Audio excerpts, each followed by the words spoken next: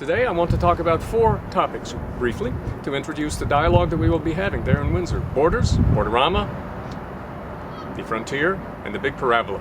Borders.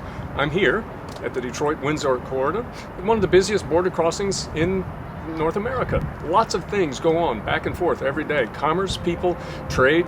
This is a very busy place, but most of the time, probably, the several millions of us who live around this border probably don't give a lot of thought to it. So we've got a border, but how much are we really thinking about it? That gets to topic number 2, Borderama. I'm borrowing that term from Guillermo Gomez Pena. He talks about how people stage spectacularly differences that often occur at borders. Well, we do some of that as well, especially in the summertime. We have an event on the Detroit side of the river. You have an event on the Canadian side of the river, usually organized around our national holidays. We send up fireworks. The point is a kind of spectacle, a spectacle where we stage the differences and the similarities that bring us together here at this border. Now I want to talk about the frontier. Famously, we are, in America, supposedly people of the frontier. Frederick Jackson Turner launches that thesis, famously, at the 1893 Columbian World's Exposition in Chicago. Turner launches this thesis that Americans are distinctively who they are because of the frontier. He was worried.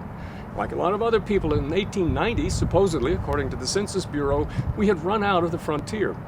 Can we go on being ourselves, if we're a people of the frontier, without a frontier? I wonder, are Canadians people of the frontier the way that Americans think of themselves that way? Here's a book, The Epic of America. This is the place where the phrase, the American dream, was coined. And here's what the author, James Truslow Adams, says about that. The American dream and its connection to the frontier. Now, he's writing in the 1930s when people were very worried about the future. This is what he says.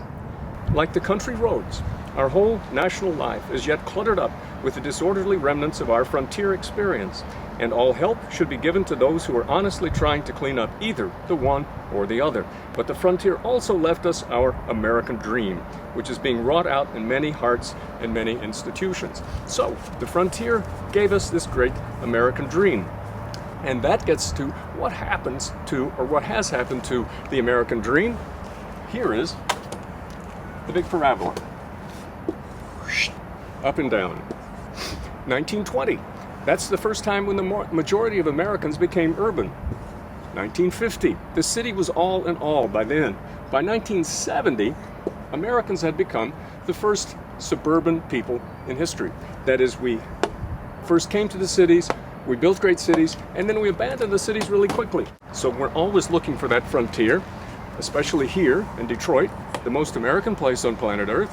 We did this in Detroit faster, by some accounts, than any other city. So what does that get us in terms of the speculations we're going to be talking about at our conference?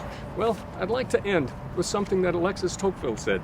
He visited here in 1831, both sides of the river. He took a look at, I think, what was called Sandwich in those days, not Windsor. Came over to Detroit.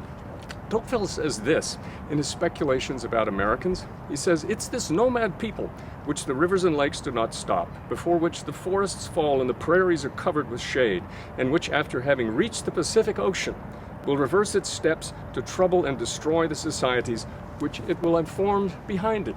His idea that these people are so wedded to the frontier that once they get to the Pacific, he's imagining in 1830, they're going to turn around and take the whole place apart just to have a new frontier. So, we're going to get together. We're going to talk about borders, Borderama, the frontier, and what makes us similar and what maybe makes us separate. I'm looking forward to our conversation.